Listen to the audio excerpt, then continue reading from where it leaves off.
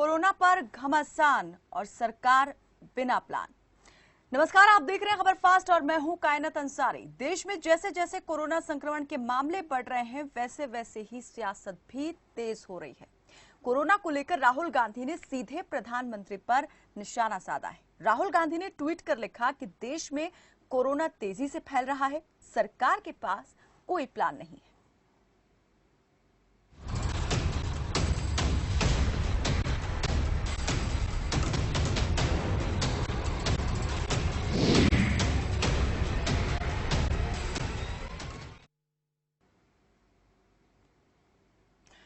प्रधानमंत्री चुप हैं, उन्होंने सरेंडर कर दिया है, महामारी से लड़ने से इनकार कर दिया है, ये कहना है कांग्रेस के पूर्व अध्यक्ष राहुल गांधी का। अपने ट्वीट में राहुल गांधी ने यह आरोप लगाए हैं। एक तरफ देश में कोरोना संक्रमितों का आंकड़ा 5 लाख के ऊपर पहुंच गया है और 15,685 लोग इस महामारी का शिकार होकर अपनी जान गंवा चुके हैं, तो वहीं राहुल गांधी ने एक बार फिर कोरोना को लेकर केंद्र सरकार और प्रधानमंत्री नरेंद्र मोदी पर हमला किया है। राहुल गांधी का कहना है कि कोरोना वायरस से निपटने के लिए केंद्र सरकार के पास कोई योजना नहीं है।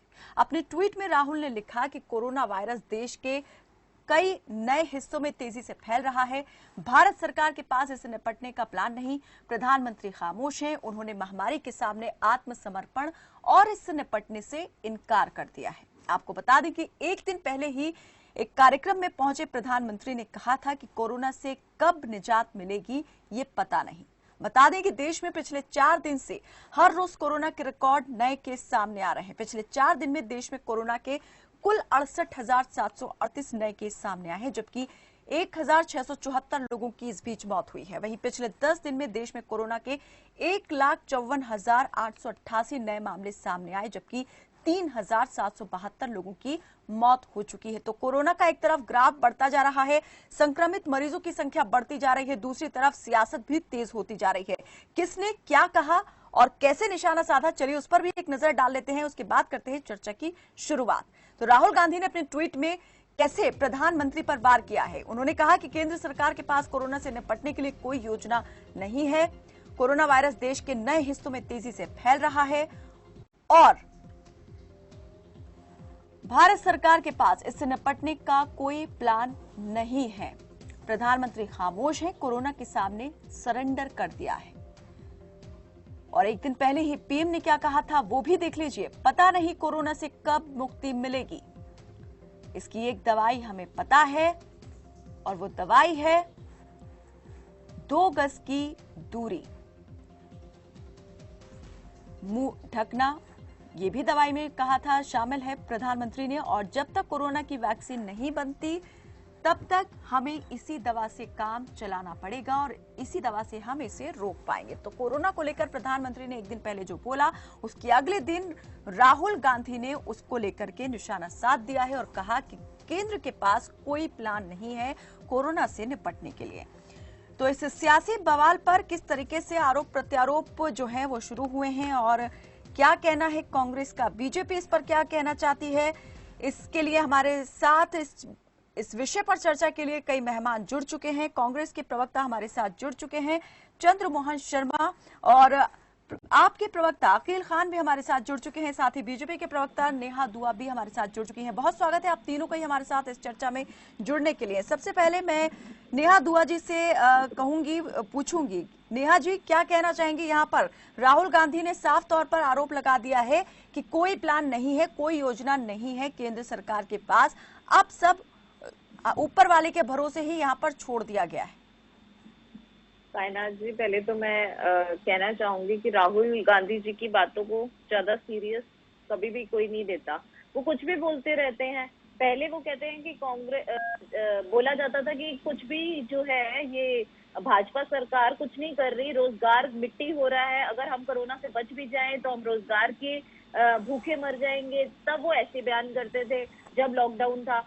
आज वो ऐसे बयान कर रहे हैं कि कोरोना को लेकर कुछ किया ही नहीं जा रहा। अगर कोरोना को लेकर कुछ नहीं किया जा रहा होता तो ये आंकड़े इससे भी कई गुना, 125 करोड़ की आबादी में ये आंकड़े आप देखिए, इसकी रफ्तार ही ऐसी है कि ये डे बाय डे मल्टीपल होता रहता है, जो कि सरकार पहले से ही हाथ जोड़ के सबसे रिक्वेस्ट कर रही थी और बार बार यही तात्पर्य था कि घर में बैठे, सोशल डिस्टेंसिंग रखें। और अभी भी सरकार जो मोदी सरकार है, मोदी जी ने यही कहा है कि इससे बचने का एकमात्र, जब तक वैक्सीनेशन नहीं आती तब तक एकमात्र उपाय है मुंह पे मास्क लगाएं और 2 गज की दूरी बनाए रखें। ये बात सारे दुनिया के हर बड़े बड़े नेता कह रहे हैं, और अगर मोदी जी ने भी ये कह दिया तो इस पे सियासत करने की क्या जरूरत है? राहुल गांधी जी को मुझे जवाब दें कि इस बात में सियासत का कोई लॉजिक भी तो होना चाहिए, क्योंकि मोदी जी ने कहा इसलिए गलत है। बाकी दुनिया के बड़े बड़े नेता अगर ये बात कहें, चाहे वो डोनाल्ड ट्रंप हो, चाहे वो क्या कहते हैं चाइना के प्रेसिडेंट हो, चाहे वो कहीं का भी कुछ हो, रशिया के प्रेसिडेंट हो, लेकिन नेहा जी, एक सवाल ये तो जरूर उठता है, कुछ वक्त पहले तक यहाँ पर हमें ये सुनाई देता था कि हम वैक्सीन बनाने के बेहद करीब हैं, अगले साल तक वैक्सीन आ जाएगी। लेकिन अगर वही इन बातों के अलग इतर हम ये सुने प्रधानमंत्री के मुंह से कि ये महामारी कब खत्म होगी ये अभी पता नहीं, ये कहा नहीं जा सकता, तो आप सोचिए ना, सवाल तो उठते ही हैं कि क्या सरकार जो है बिना किसी प्लान के, बिना किसी योजना के चल रही है इस पर? बिना किसी प्लान के नहीं है, बट ये कहना, क्योंकि अब एक आप फिक्स डेट नहीं बता सकते। अगर कोई उनके मुंह से कोई भी उन्होंने फिक्स डेट बता दी तो राहुल गांधी जी कल को बता सकते हैं कि कल आने वाले भविष्य में क्या होने वाला है, तो कोई फिक्स टाइम नहीं होता। इसलिए राहुल गांधी जी जब ऐसी बातें कहेंगे तो उसका जवाब यही है, प्रधानमंत्री जी ने कहा है कि ये महामारी लंबी चलेगी, लेकिन हमें मिलके लड़ना है। 1 लाख बेड का इंतजाम, 1 लाख बेड का इंतजाम बाकी मुख्यमंत्री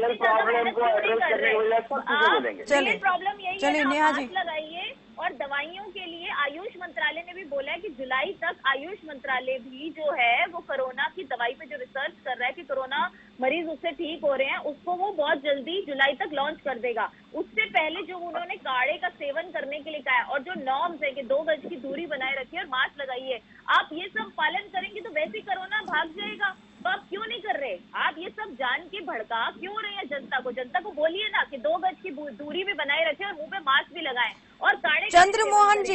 चंद्रमोहन शर्मा जी, क्या वाकई में यहाँ पर जनता की फिक्र है या सियासत हो रही है इसको लेकर भी? आंकड़ों की बाजीगरी यहाँ पर अगर हो रही है और सरकार जो कहा जा रहा है उसका मतलब यहाँ पर, जैसे नेहा दुआ जी ने कहा, कुछ का कुछ यहाँ पर निकाला जा रहा है, क्या कहेंगे इस पर? मेरी बहन ने अपनी बातों के अंदर पूरे जवाब भी दे दिए। उन्होंने बोला मोदी जी ने कहा, ये ठीक है, लेकिन मोदी जी ने जब राहुल जी ने उनको सचेत करा तब कहा। राहुल जी 1 जनवरी से आपको आगाह कर रहे थे, जब 1 जनवरी से पहले ट्वीट के थ्रू विपक्ष के नेता होने के नाते वो आपसे आगाह कर रहे थे। देखिए, एक तो आपकी बीमारी क्या है कि आप बोलते फालतू हैं, उसके बाद सुनती नहीं है। अब आप सुन तो लीजिए, आप सुन तो लीजिए। नेहा जी, आपको पूरा वक्त दिया, जब आप बोले किसी ने बीच में इंटरप्ट नहीं किया। अब थोड़ा सुन भी लीजिए, उनकी बातें सुन लीजिए, वो क्या कहना चाह रहे थे। मेरी बहन, आप बड़े धर्मों की बात को सुनिए। मैंने आपकी बात जब सुनी, मैंने कोई कमेंट्स नहीं करा आपका। अब आप मेरी बात सुन के अगर कुछ तर्क निकाल सकते तो निकालिए, मैं आपके तर्क दे रहा हूँ ना।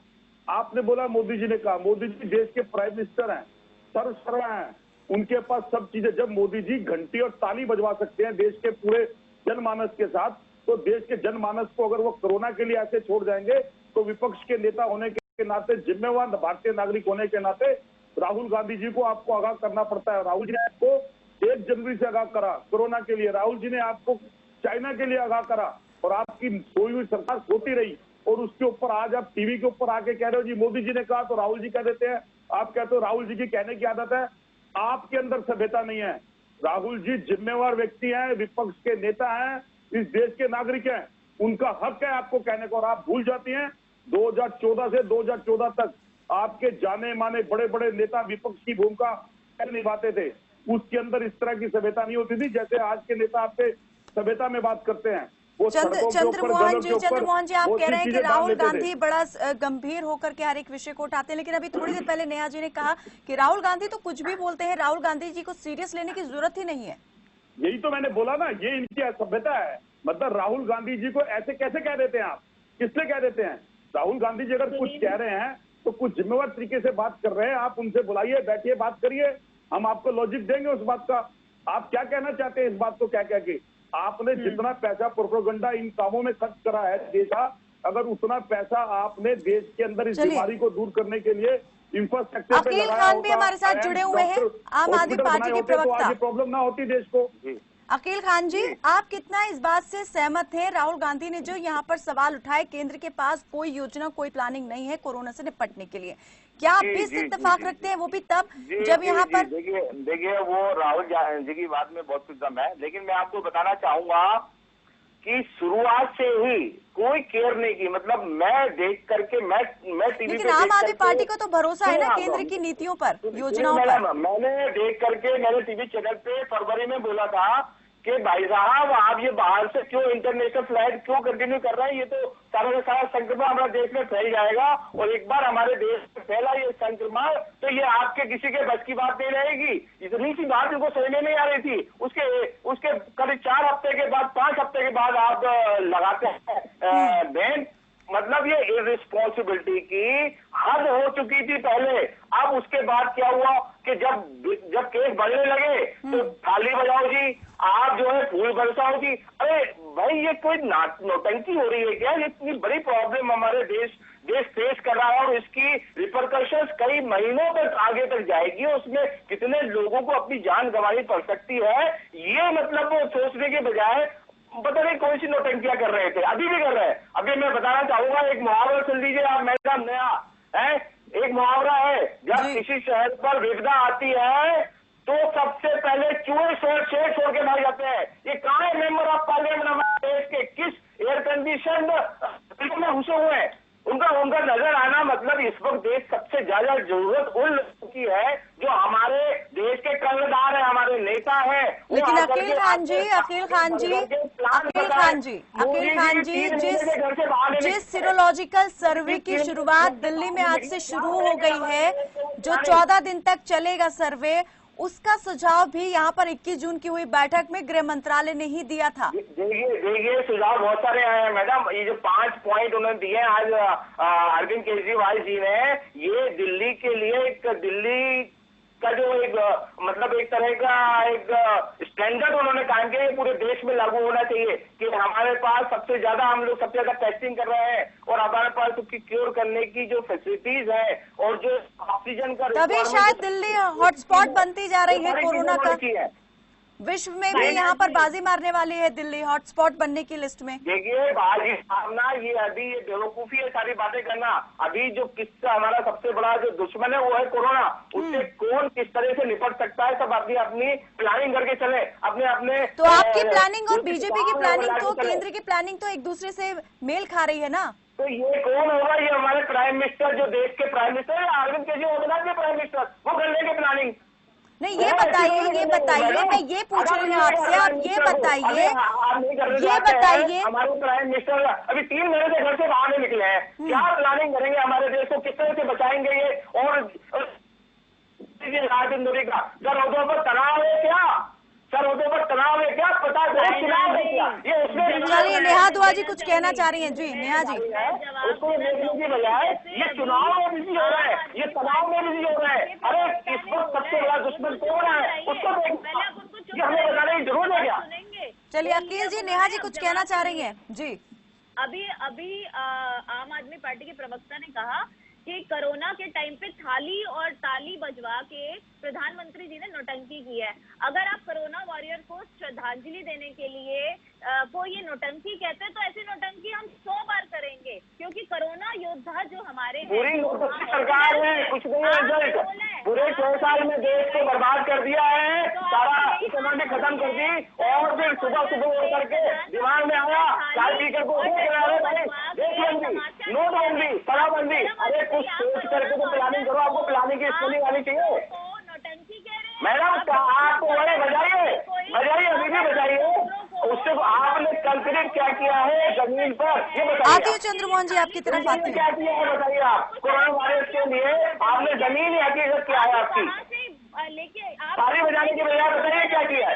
आप सिर्फ बोले जा रहे हैं, तो आपको बेवकूफ बना रहे हैं पूरे देश। चलिए नेहा जी, अकील जी, चंद्रमोहन जी भी कुछ कहना चाह रहे हैं, उनकी भी बात सुन लेते हैं। जी, पूरी कर लेते हैं। जमीन पे आपने काम कर लिया, फिर ताली बजाइए, फिर करिए, कोई दिक्कत नहीं है। अगर केंद्र सरकार ने ना किया होता, कल 2,500 करोड़ का जो दिया है आपको, सैंक्शन किए, पैसे दिए हैं, उस पे तो आप कुछ नहीं बोल रहे। वेंटिलेटर 50 लाख करोड़ खा रही है सरकार, 50 लाख करोड़ खा रही है। कांग्रेस और बीजेपी ने दोनों ने मिलकर के देश को बर्बाद कर दिया। अखिल जी अभी आप कह रहे थे कि मिलके लड़ेंगे तो जीतेंगे कोरोना से। आप तो खुद यहाँ पर लग रहा है कि किसी भी पॉइंट पर एक मत होने के लिए तैयार ही नहीं है, किसी भी एक बिंदु पर सहमति होती दिखाई ही नहीं दे रही है। जी चंद्रमोहन जी। देखिए कैना जी, दो जिम्मेवार पार्टी जो सत्ता के अंदर है, एक दिल्ली के अंदर और एक सेंटर के अंदर, और जो हमारे सेंटर की पार्टी है उसका दायित्व क्या बनता था, क्योंकि जब वो प्रचंड बहुमत लेके 330 का पूरे देश के अंदर आई तो उससे पूरे देश को अपना था। लेकिन बड़ा दुर्भाग्य है इस देश का कि आज उसने अपने इस देश को स्टेट वाइज बांट दिया। जब कोरोना जैसी बीमारी आई तो दायित्व किसका बनता है? प्रधानमंत्री का बनता है कि उनको सिस्टम से पहले बुला के, हर मुख्यमंत्री को, हर राज्यपाल को बुला के उसके ठीक तरीके से इम्प्लीमेंट करके उसका हल करना चाहिए था। हमारा दुर्भाग्य है, एक चीज है, ठीक है, आज एक प्रॉब्लम हमारी चाइना की भी आ गई है, हम देश के साथ खड़े हैं, सरकार के साथ खड़े हैं, लेकिन जो प्रॉब्लम अगर ताली और थाली और फूल बरसाने की ना की होती तो देश का प्रवासी मजदूर जो इतनी संख्या पे सड़कों पे आके मरा और जो वहां अपने गंतव्य तक पहुंचने के लिए उसको अपने कर्जा लेके अपनी जमीन, अपना और दूसरे की संपत्ति बेचनी पड़ी और फिर जिम्मेदार के हाथों गिरवी होना पड़ा, वो ना होना पड़ता। पहला। दूसरी बात आती है, आप सत्ता के अंदर रह के जब किसी चीज को इवेंट और मैनेजमेंट बनाते हैं तो आपका दायित्व ये भी बनता है, क्योंकि आपके पास प्रशासन, प्रशासनिक और सामरिक सारी शक्तियां हैं, आप उसका प्रयोग कर सकते हैं। ठीक है, आपने लॉकडाउन कराया, 4 घंटे के टाइम के अंदर अनसर्टन बता के लॉकडाउन कर दिया, उस 4 घंटे के लॉकडाउन के बाद देश ने आपका साथ दिया। आपने बोला ताली बजाओ, देश ने ताली बजाई, आपने बोला थाली बजाओ, हमने थाली बजाई। लेकिन आज समय बीतने के आपने हमको दिया क्या? आज ना वॉलंटियर आपके पास है, आज आपके पास स्टेशन की देखो वो प्रॉब्लम पड़ी हुई है, हॉस्पिटल के अंदर बेड नहीं मिल रहा है। और एक सीरियस बात यह है कि दिल्ली में 16,000 पेशेंट, इनके पास रिकॉर्ड ही नहीं है दोनों के पास, जो मानव बम की तरह घूम रहे हैं पूरे हिंदुस्तान के अंदर, जिन्हों को कोरोना पॉजिटिव है और वो इनको रिकॉर्ड ही नहीं। अब ये कह रहे हैं कि वो दिल्ली के नहीं है, यानी इतना ज्यादा इन लोगों का अनडिसिप्लिन है हर चीज के अंदर, जिसको मैनेज करना चाहिए इनको। और अपनी गलतियों, ये आज भी इलेक्शन मोड से बाहर नहीं आया है। जैसे इलेक्शन मोड में डिबेट होती है, किसी की बात को काटते रहो, बोलते रहो। अब मैं कोई सत्य की बात क्यों, मेरी सुन लीजिए, आपको पूरा मौका दूंगी मैं आपकी बात रखने का। से बाहर ही नहीं आया अभी तक। वहाँ बैठ के ना तो आपको विपक्ष की इज्जत करनी आती है, ना आपको विपक्ष के सवालों का जवाब देना आता है। विकास के लिए भी यही काम करते हैं, चाय लगा के दूसरा काम करे तो उसको करने ना देना। ये बीजेपी की जो है ये चलिए, मैं अकील खान जी आपसे पूछना चाहती हूँ, यहाँ पर कांग्रेस ने तो सीधे तौर पर आरोप लगा दिया, राहुल गांधी ने कह दिया कोई प्लानिंग नहीं है, लेकिन आम आदमी पार्टी जो है क्या वो मानती है कि केंद्र की तरफ से भी जो सुझाव दिए गए, क्योंकि उसने एक्सेप्ट किया है और उन पर अमल भी करना शुरू कर दिया है, क्या आप भी ऐसे ही सोचते हैं कि कोई नीति नहीं है सरकार के पास में कोरोना से निपटने की? पार्टी की कोई नीति अरे मैडम नेहा सुन लीजिए, आपसे नहीं पूछेंगे, मुझसे क्वेश्चन करेंगे आप। आपके पास जब क्वेश्चन आए ना तब आप जवाब दिए। नया मैडम, ये मैडम को जरा बोल दीजिएगा अपना जवाब कब दें, जब कोई पूछे उससे। नेहा जी सुन लीजिए, पहले उनको जवाब देने दीजिए, फिर आप जरूर उनसे सवाल कीजिएगा। पहले उनका जवाब ले लेते हैं। जी अखिल जी, पूरी तरह से कोऑपरेशन के अंदर जो इस वक्त नेहा जी, मैं लूंगी आपकी बात, अच्छी तरह से हम सुनेंगे और आपका जवाब भी लेंगे, पहले सुन लीजिए। देखिए अरे मैडम, नेहा मैडम, जरा थोड़ा सा समझदारी से काम दीजिए। जरा आप अपने बारे पे बोलेगा, मुझे बोलने दीजिए। जब आप मुझसे पूछा ना क्वेश्चन, देखिए अरविंद केजरीवाल जी ने पूरी शुरुआत से ही पॉजिटिव अप्रोच रखी है। ठीक है, कई बार हमारे पास उतनी पावर नहीं है दिल्ली के अंदर, लेकिन हमने दिल्ली को पूरी तरह से अपने जितना भी हमारे पास तन मन धन है, हमारे पास जितनी भी फैसिलिटीज है, उन सबको हमने आगे ला करके हमारे जितने वॉलंटियर्स और हमारे मिनिस्टर है, जैन साहब को तो खुद कोरोना हो गया, लेकिन बीजेपी का कोई बंदा सामने नजर नहीं आता हमें जो पब्लिक में जाकर के काम करे। उन्होंने पूरी तरह से, अभी आज भी 5 जो उन्होंने पॉइंट गिनाए हैं वो देश के अंदर एक स्टैंडर्ड साबित होंगे कि ये इस स्टैंडर्ड पे काम करे।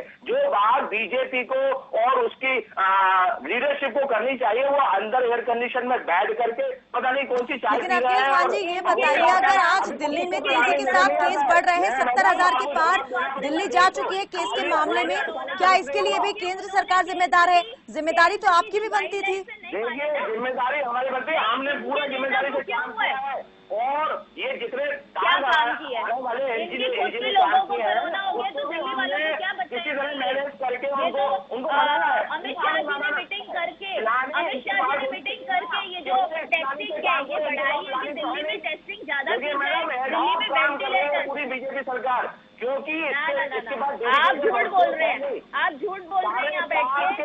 दिल्ली के आपके बच्चों को कोरोना इसलिए हुआ है क्योंकि उन्होंने सरकार की बातें गाइडलाइंस नहीं मानी, उन्होंने 2 गज की दूरी। अकील जी नेहा जी कह रही हैं मामले इसलिए बड़े, सरकार की जो गाइडलाइंस थी, दिशा निर्देश थे, उन्हें नहीं माना गया, फॉलो नहीं किया। इन्होंने शराब खाने खोल दिए, इन्होंने शराब खाने खोल दिए, और लोग उमड़ पड़े। दिल्ली में सबसे ज्यादा केसेस इनकी शराब की बिक्री पर बढ़े हैं क्योंकि इन्होंने शराब खाने खोल दिए। चलिए चंद्र मोहन जी से मैं पूछना चाहूंगी। सत्येंद्र नहीं कायरा जी, मुझे तो आपने मौका ही नहीं दिया बोलने का। पहले उन्होंने बोला। चलिए अब नेहा जी की बात सुन लेते हैं अच्छी तरह से। अकील जी आप बोल चुके, अब आपका जो टाइम था वो आपने ले लिया अच्छी तरह से। अब नेहा जी की बात सुन लेते हैं, वो क्या कहना चाहती हैं। जी नेहा जी। इन्होंने आम आदमी पार्टी ने बिल्कुल कोरोना को कंट्रोल करने के लिए यही कारण है कि दिल्ली में केसेस बढ़े। इन्होंने शराब की बिक्री पे खुलेआम ऐसे भीड़ मचा दी, इतनी बड़ी भीड़ मचा दी जिस वजह से केसेस बढ़े। और इनके जो नेता हैं, इनके नेता कितनी बार जाके अपने इंटरव्यू दे रहे होते हैं, ना मुंह पे मास्क लगाया होता है, ना 2 गज की दूरी रखी होती है, ये करते हैं। इसलिए तो दिल्ली में केसेस बढ़े।